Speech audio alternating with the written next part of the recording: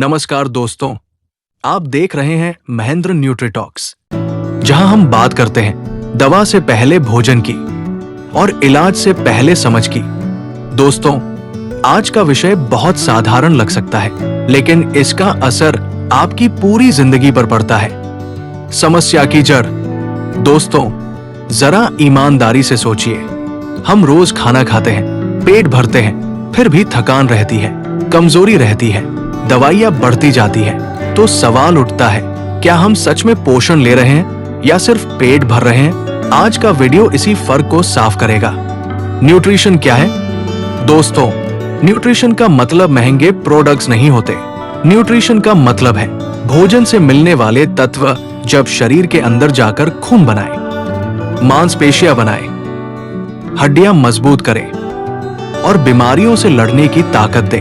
अगर खाना खाया लेकिन शरीर को फायदा नहीं हुआ तो वो न्यूट्रिशन नहीं, सिर्फ आदत है। आप जैसा खाते हैं वैसे ही बनते हैं। दोस्तों, ये कोई कहावत नहीं है, ये शुद्ध विज्ञान है। आपका शरीर रोज जो भी बनता है वो आपके खाने से बनता है। आपका खून, आपकी त्वचा, आपकी सोचने की क्षमता, सब कुछ। इसलिए कहते हैं कि आप जैसा खाते हैं वैसा ही आपका शरीर बोलता है। शरीर की सच्चाई, न्यूट्रिशन प्रतिशत। अब जरा तथ्य समझिए।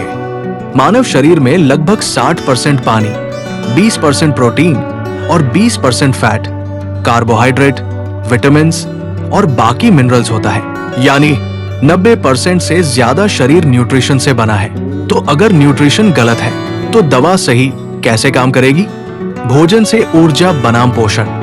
दोस्तों, भोजन दो काम करता है, ऊर्जा देता है और शरीर बनाता है। रोटी, चावल, आलू हमें ऊर्जा देते हैं, लेकिन दाल, सब्जी, दही, तेल शरीर बनाते हैं। भारत में समस्या ये है, हम ऊर्जा बहुत खाते हैं लेकिन शरीर बनाने वाला भोजन कम खाते हैं। आम भारतीय थाली। अब बात करते हैं हमारी रोज की थाली की। रोटी या चावल, थोड़ी दाल, एक सब्जी, पेट भर जाता है। लेकिन न्यूट्रिशन, कार्बोहाइड्रेट ज्यादा, प्रोटीन कम, फाइबर कम, आयरन, कैल्शियम, विटामिन B12 की कमी। इसीलिए हम कहते हैं पेट भरा है, शरीर भूखा है। कुपोषण सिर्फ गरीबों का नहीं। दोस्तों, ये बहुत बड़ा भ्रम है।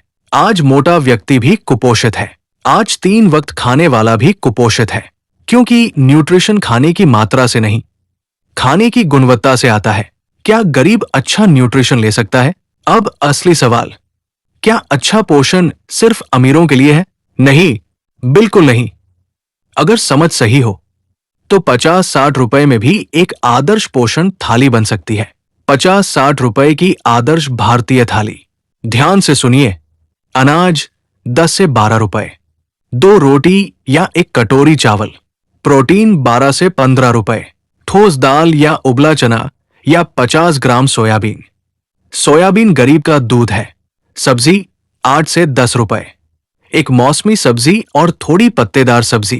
तेल 4 से 5 रुपए, लगभग एक चम्मच सरसों, मूंगफली या राइस ब्रान का शुद्ध तेल।